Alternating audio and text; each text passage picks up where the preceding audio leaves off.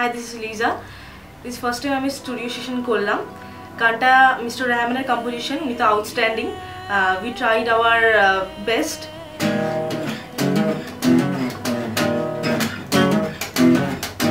Hey, hi. আমি Sunny. SK স্টুডিওর সাথে রিলেশন তো অনেক বছরের, আমরা অনেক দিন ধরে একসাথে কাজ করছি। তো আমরা স্টুডিও হাউসে একটা নতুন অ্যারেঞ্জমেন্ট করেছি তোমাদের জন্য। মিস্টার রহমানের কম্পোজিশন মাইয়া মাইয়া ফ্রম দ্য ফিল্ম গুরু। তো এটা একটা নতুন রকিং অ্যারেঞ্জমেন্ট আমরা চেষ্টা করেছি। তো আশা করি তোমাদের এটা নতুন কাজ ভালোই লাগবে। চলো দেখা হচ্ছে। হাই, দিস ইজ প্রতীক। আমরা একটা নতুন কম্পোজিশন নিয়ে আসছি তোমাদের কাছে। হোপ তোমাদের খুব ভালো লাগবে। একটা নতুন জনার বাজালাম, মিস্টার এআর রহমানের একটা গান একটু নতুনভাবে নিজেদের মতন করে করার চেষ্টা করলাম। আশা করি ভালো লাগবে।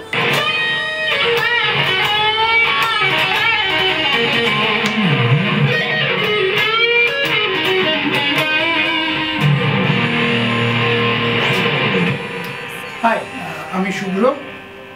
ওয়েল, এসকে স্টুডিওসের সাথে তো রিলেশন অনেক দিনের, অ্যাজ ইউ গাইজ নো।